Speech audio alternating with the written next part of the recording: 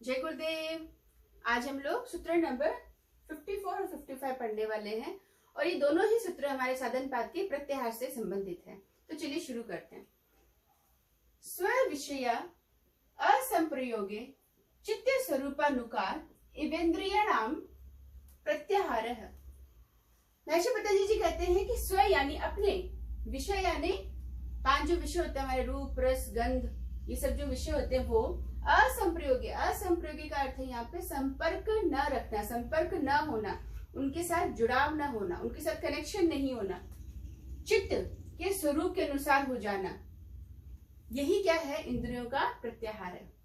क्या कहना चाह रहे हैं? वही कहते हैं कि जब इंद्रियां अपने विषय के साथ में कनेक्ट नहीं होती है, संपर्क नहीं रखती हैं, तो फिर इंद्रियां कहाँ पे संपर्क रखती हैं? तो बोलती है जब विश्व का संपर्क रखती है तो इंद्रियां बहिर्मुखी होती हैं।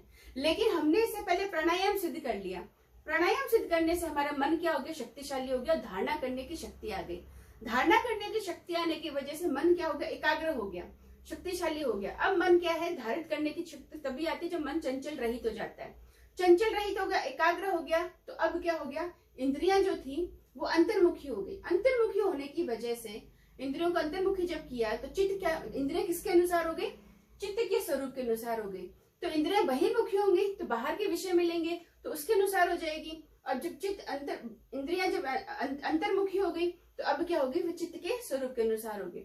चित्त यहाँ पे क्या है? एकाग्र है। तो इंद्रियां भी क्या हो गई? यहाँ पर एकाग्र हो गई है, निरुद्ध। अब चित्त जब निरुद्ध होता है तो इंद्रियां भी हमारी क्या होती है? निरुद्ध हो जाती है। और जब इंद्रियां नियंत्रित हो जाती है, अंतर्मुखी हो जाती है, चित्त के स्वरूप के अनुसार हो जाती है, चित्त की जैसी हो जाती है, तब उस अवस्था को हम बोलते हैं इंद्रियों के प्रत्याहार अवस्था। क्या कहते हैं? प्रत्याहार की अवस्था। अब महर्षि पतंजलि जी कहते हैं ततः परमा वश्यते इंद्रियाणाम। बोलते हैं कि ततः मतलब ये जो प्रत्याहार की जो आपने सिद्धि प्राप्त कर ली, यानी इंद्रियां अब अंतर्मुखी हो गई, इंद्रियां अब चित्त के स्वरूप के अनुसार होगी, जैसा चित्त है वैसे इंद्रियां हो गई। तब उस इंद्रियों के अंदर क्या हो जाएगा? क्योंकि चित्त एकाग्र हो गया यहाँ पर, तो इंद्रियों की जय हो गई, इंद्रियों की जय हो गई। अब इंद्रियों विजेता हो गई। क्यों? क्योंकि वश्यते, इंद्रियों में काबू करने की शक्ति आ गई इंद्रियों को। तो अब चित्त क्या हो गया? एकाग्र अवस्था में है, एकाग्रता बढ़ी भी है, इंद्रियां वश में हो गई है। तो बोलते हैं इंद्रियों के वश में करने की शक्ति आ गई। अब इंद्रियां बहिर्मुखी नहीं होंगी और इसके लिए साधक को बार बार प्रयत्न नहीं करना पड़ेगा कि उसको बहिर्मुखी करना है, फिर अंतर्मुखी करना है, फिर बहिर्मुखी नहीं।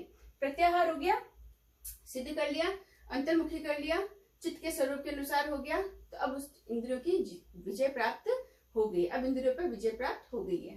तो ये यहाँ पे प्रत्याहार करने की वजह से इंद्रियों पर विजय प्राप्त होती है। इंद्रियों पर विजय तब तक प्राप्त नहीं होती जब तक हम प्रत्याहार नहीं कर लेते, यानी इंद्रियां जो है चित्त के स्वरूप के अनुसार नहीं हो जाती हैं। इंद्रियां जब चित्त के स्वरूप के अनुसार होंगी वही प्रत्याहार होता है, और उसी प्रत्याहार पर जब हम सिद्ध हो जाता है तब इंद्रियों पर हम विजय प्राप्त कर लेते हैं। अब बार बार योगी को बहिर्मुखी अंतर्मुखी इंद्रियों को नहीं करना होता। अब वो उसके लिए इंद्रियों की से प्राप्त भोग उसके लिए आवश्यक नहीं होता है। तो हमने यहाँ पे प्रत्याहार समझा। कोई प्रश्न हो तो आप कमेंट बॉक्स में जाके प्रश्न पूछ सकते हैं, और अगर आपको मेरा वीडियो पसंद आया हो तो आप लाइक और शेयर कर सकते हैं। धन्यवाद। ओम।